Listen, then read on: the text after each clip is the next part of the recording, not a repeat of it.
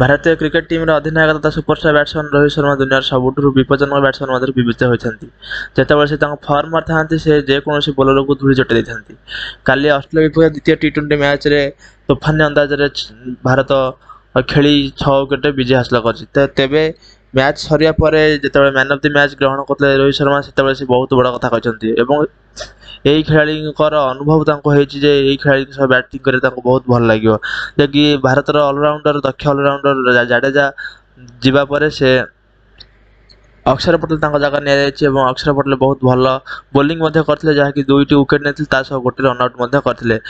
ରୋହିତ ଶର୍ମା କହିଛନ୍ତି ଯେ ଅକ୍ଷର ପଟେଲଙ୍କ ବ୍ୟାଟିଂ ଦେଖିବାକୁ ତାଙ୍କୁ ବହୁତ ଭଲ ଲାଗିବ ଆଉ କେମିତି ଖେଳୁଛନ୍ତି ସେଇଟା ମଧ୍ୟ ଭଲ ଲାଗିବ। ତ ବନ୍ଧୁଗଣ, ରୋହିତ ଶର୍ମା ଅକ୍ଷର ପଟେଲ ବହୁତ ପ୍ରଶଂସା କରି ଏଇଭଳିଆ କିଛି କଥା କହିଲେ। ଯଦି ଆପଣଙ୍କୁ ଭିଡ଼ିଓଟି ଭଲ ଲାଗି ତାହେଲେ ଲାଇକ୍ କରିଦିଅନ୍ତୁ ଆମ ଭିଡ଼ିଓଟି। ଯଦି ଆପଣ ଆମ ୟୁଟ୍ୟୁବ୍ ଦେଖୁଛନ୍ତି ତାହେଲେ ୟୁଟ୍ୟୁବ୍ ଦେଖିଲେ ସବସ୍କ୍ରାଇବ୍ କରନ୍ତୁ ଆମ ଚ୍ୟାନେଲକୁ। ଯଦି ଫେସବୁକ୍ ଦେଖୁଛନ୍ତି ତାହେଲେ ଫେସବୁକ୍ ଦେଖୁଥିଲେ ଆମର ଗୋଟେ ଲାଇକ୍ କରିଦିଅନ୍ତୁ ଆମ ଭିଡ଼ିଓକୁ ଆଉ ପେଜ୍କୁ ମଧ୍ୟ ଲାଇକ୍ କରିଦିଅନ୍ତୁ। ଏମିତି କ୍ରିକେଟ୍ ନ୍ୟୁଜ୍ ଦେଖିବା ପାଇଁ ଓଡ଼ିଆ କ୍ରିକେଟ୍ ନ୍ୟୁଜ୍କୁ ଫଲୋ ଓ ସବସ୍କ୍ରାଇବ୍ କରିଦିଅନ୍ତୁ।